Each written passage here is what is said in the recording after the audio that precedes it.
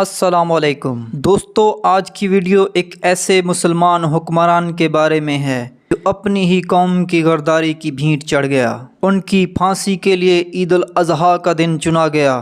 انہوں نے اپنے خون سے مکمل قرآن پاک لکھوایا۔ جب ان کو تختہ دار پر لے جایا جا رہا تھا تو ان کے منہ سے درود شریف کا ورد جاری تھا۔ مخالفین اس کے نام سے خوف کھاتے تھے۔ چھوٹے سے گاؤں کا یتیم بچہ 24 سال عراق کا بادشاہ رہا۔ پیدائش سے وفات تک تمام واقعات آپ جان سکیں گے میری اس ویڈیو میں۔ سامعین، صدام حسین 28 اپریل 1937 کو بغداد کے ایک چھوٹے سے گاؤں میں پیدا ہوئے۔ والد اور بھائی کا کینسر کی وجہ سے پہلے ہی انتقال ہو چکا تھا۔ والدہ نے دوسری شادی کر لی۔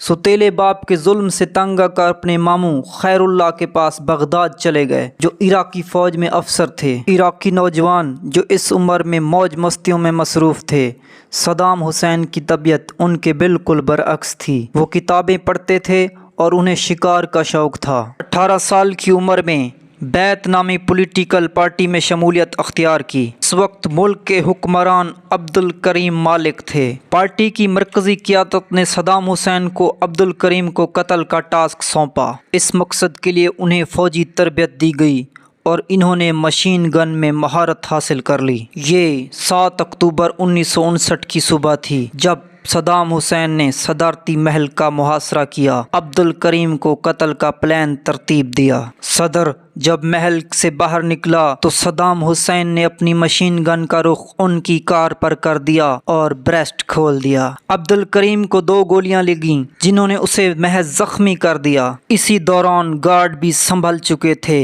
اور انہوں نے بھی یکے بعد دیگرے اس پارٹی پر فائر کھول دیے۔ اسی اثناء میں صدام حسین کا ایک ساتھی مارا گیا اور صدام حسین کی ٹانگ پر بھی ایک گولی لگ گئی۔ فراری میں کامیابی تو مل گئی لیکن عبد الکریم نے ملکی سرحدیں بند کروا دی۔ تمام ہسپتالوں اور چوراہوں پر کڑی نگرانی لگا دی۔ تاہم صدام حسین بھیس بدل کر کسی نہ کسی طرح دریائے دجلہ کے کنارے تک پہنچ گئے۔ یہ شام کا وقت تھا۔ تمام کشتیاں جا چکی تھیں۔ صدام حسین نے انتظار کیے بغیر دریائے دجلہ میں چھلانگ لگا دی اور تیر کر دریا کو عبور کیا۔ وہ کسی نہ کسی طرح اپنے گاؤں پہنچ گئے اور بعد ازاں عراق کو چھوڑ کر شام چلے گئے۔ اسی دوران عبد الرحمن عارف نے عراقی صدر عبد الکریم کو قتل کروا کر خود حکومت سنبھال لی۔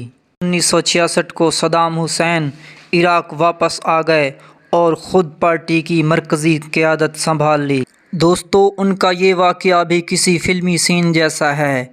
اسی دوران وہ ٹینک پر سوار ہوئے اور صدارتی محل پر حملہ کر کے عبد الرحمن کا تختہ الٹ دیا اور میجر احمد حسن کی صدارت کا اعلان کر دیا۔ اپنی بیماری کی وجہ سے 1979 میں احمد حسن نے استعفیٰ دے دیا اور اب صدام حسین بیک وقت ملک کے صدر اور فوج کے سپریم کمانڈر تھے۔ خدا کی کرنی ایسی ہوئی کہ امام خمینی اس دوران ایران کا حکمران بن گیا اور ان دونوں میں تل برابر بھی نہ بنتی تھی۔ 1980 میں صدام حسین نے ایران پر حملہ کر دیا۔ 8 سالہ جنگ جاری رہی۔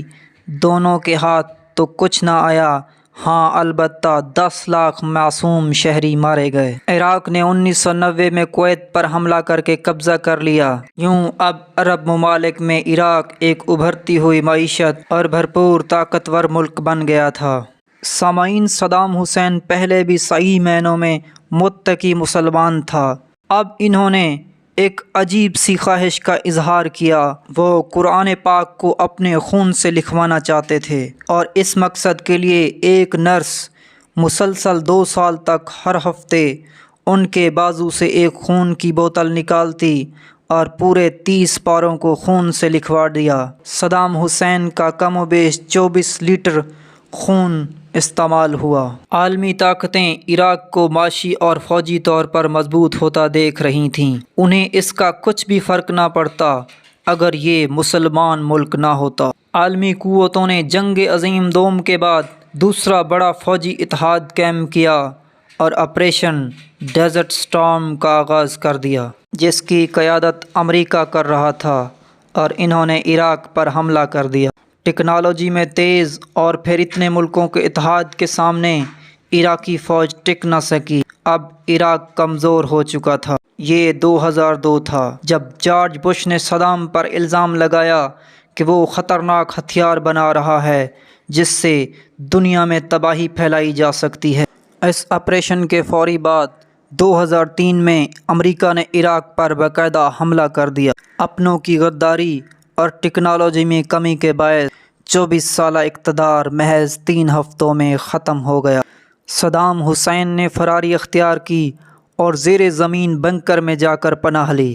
بعد ازاں ان کو گرفتار کر لیا گیا اور امریکہ ہی کی بٹھائی گئی نگران حکومت نے 150 افراد کے قتل کا مقدمہ ان پر چلا دیا اور پھانسی کی سزا دے دی گئی۔ جب انہیں تختہ دار پر لے جایا گیا وہ درود شریف پڑھ رہے تھے اور ابھی وہ آدھا ہی کلمہ پڑھ پائے تھے کہ جلاد نے ہینڈل کھینچ دیا اور صدام حسین اس فانی دنیا سے رخصت ہو گئے۔ سامعین، لمحہ فکر کی بات ہے کہ ان کے اپنے ہی لوگ جشن منا رہے تھے، ان کی پھانسی کی ویڈیوز بنا رہے تھے جو پوری دنیا میں وائرل ہوئی۔ بعد ازاں عراقیوں نے خود دیکھا کہ ان کی تباہی کی ویڈیوز پوری دنیا میں وائرل ہوئیں اور تب سے عراق زبوں حالی کا شکار ہے اور ابھی تک حالت جنگ سے نہیں نکل پایا۔ سامعین، ویڈیو اچھی لگے تو چینل کو سبسکرائب اور ویڈیو کو لائک کر دیجیے گا۔ ملتے ہیں اگلی ویڈیو میں، تب تک کے لیے اللہ حافظ۔